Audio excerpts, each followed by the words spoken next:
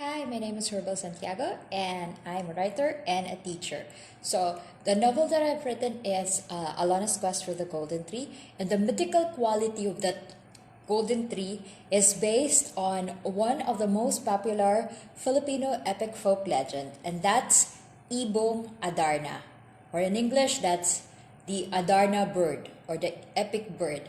So, this is one of the depiction of an Ibong Adarna, right? It was a story that is I think based also an adaptation of an old European legend written during the 1896 to 1932 by Jose Corazon de Jesus, which we call Jose Batute. So in that story, three prince, Don Juan, Don Pedro, Don Diego, they went in search of a magical bird that has the capacity to cure the sickness of their father, the king.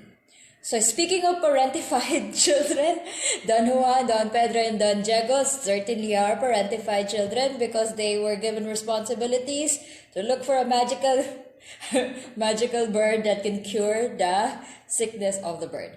So this is Ibong Adarna.